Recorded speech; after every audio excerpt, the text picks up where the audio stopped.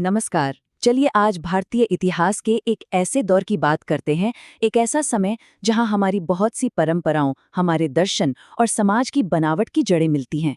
जी हाँ, हम बात कर रहे हैं वैदिक काल की, वो दौर जिसने सचमुच भारतीय संस्कृति की नींव रखी। तो सबसे पहला सवाल मन में यही आता है ना, कि भारत की जो इतनी गहरी सांस्कृतिक और दार्शनिक परंपराएं हैं, आखिर इनकी जड़ें कहाँ हैं, इनकी शुरुआत हुई कहाँ से? तो इसका जवाब हमें ले जाता है करीब करीब 3500 साल पीछे, वैदिक काल में। तो ठीक है, चलिए इस पूरे दौर को थोड़ा और गहराई से समझते हैं। देखिए, ये कोई छोटा मोटा समय नहीं था, ये लगभग 1000 साल तक चला। और इसे समझने के लिए हम इसे दो बड़े हिस्सों में बांट सकते हैं। पहला है प्रारंभिक वैदिक काल, जिसे हम ऋग वैदिक काल भी कहते हैं, और दूसरा है उत्तर वैदिक काल। और इन दोनों के बीच में एक बहुत ही बड़ा, एक बहुत ही अहम बदलाव आया था। तो चलिए शुरू करते हैं पहले दौर से, प्रारंभिक वैदिक काल, या जिसे ऋग वैदिक काल कहते हैं। जरा एक बार उस समय की कल्पना करके देखिए। एक ऐसा समाज जो कबीलों में बटा हुआ है और जिनका पूरा जीवन सिंधु और सरस्वती जैसी नदियों के इर्द गिर्द घूम रहा है। उस जमाने में समाज की बनावट बहुत सीधी सादी हुआ करती थी। लोग कबीलों में रहते थे और हर कबीले का एक मुखिया होता था जिसे राजन कहते थे। पर शासन सिर्फ राजन नहीं चलाता था, बल्कि उसके लिए सभा और समिति जैसी परिषदें होती थीं। एक तरह से ये कबीले की संसद की तरह थीं, जहां सब मिलकर फैसले लेते थे। इकोनॉमी की बात करें तो वो पूरी तरह से पशुपालन पर टिकी थी। और धर्म में लोग प्रकृति की ताकतों की पूजा करते थे, जैसे इंद्र यानी बारिश के देवता और अग्नि यानी आग के देवता। और ये राजन वाली बात वाकई बहुत दिलचस्प है।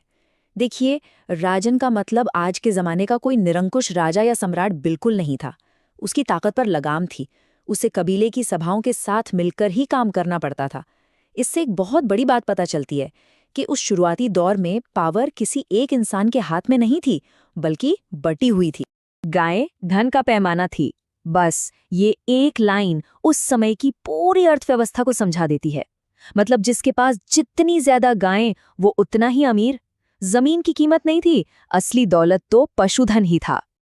अच्छा, तो अब कहानी में एक मोड़ आता है। हम दूसरे चरण में पहुंचते हैं।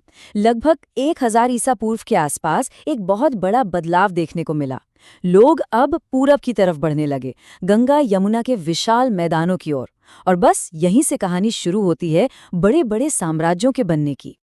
अब इस दौर में जिंदगी के हर हिस्से में कॉम्प्लेक्सिटी बढ़ गई। समाज में वर्ण व्यवस्था, जो पहले कर्म पर आधारित और काफी लचीली थी, अब जन्म पर आधारित हो गई और बहुत ज्यादा कठोर हो गई। राजनीति में छोटे छोटे कबीले अब मिलकर बड़े बड़े राज्य बनाने लगे। अर्थव्यवस्था में लोहे के इस्तेमाल ने मानो क्रांति ही ला दी और खेती का तरीका पूरी तरह बदल गया। लेकिन एक बहुत अहम बदलाव भी हुआ। इसी दौर में महिलाओं की सामाजिक स्थिति पहले के मुकाबले काफी गिर गई। और हाँ, ये सारे बदलाव कोई एक दो दिन में नहीं हुए। ये एक लंबी प्रक्रिया थी, करीब 1000 ईसा पूर्व से लेकर 600 ईसा पूर्व तक। मतलब लगभग 400 सालों के दौरान ये बदलाव धीरे धीरे समाज का हिस्सा बने। तो अब सबसे जरूरी सवाल ये है कि इन दोनों युगों में आखिर फर्क क्या था। चलिए एक सीधी सीधी तुलना करते हैं और इस बड़े बदलाव को बिल्कुल साफ साफ समझते हैं। तो यहाँ देखिए, राजनीति में क्या हुआ।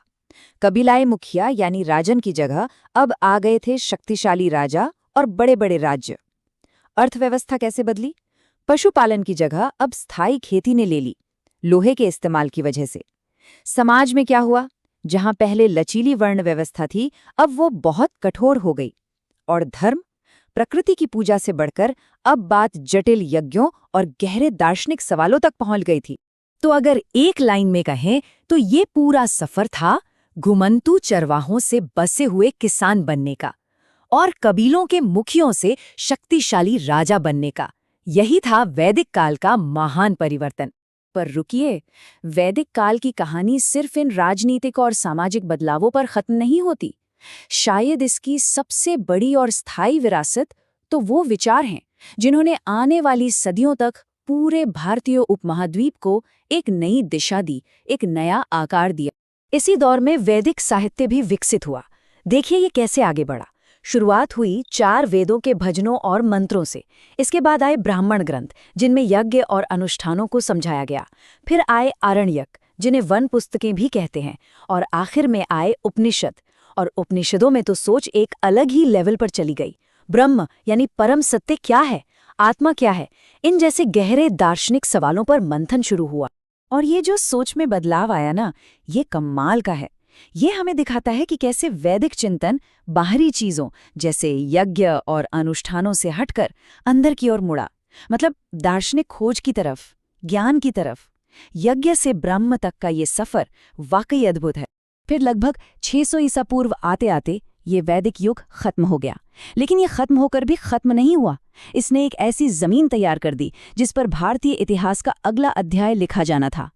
इसी नींव पर महाजनपद के बड़े बड़े राज्य बने और बौद्ध और जैन धर्म जैसे नए और क्रांतिकारी विचारों का जन्म हुआ। तो आखिर में एक सवाल सोचने के लिए छोड़ जाते हैं।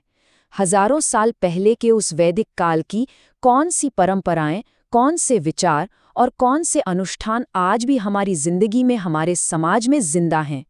ये एक ऐसा सवाल है जो हमें सीधे हमारी अपनी जड़ों से जोड़ता है।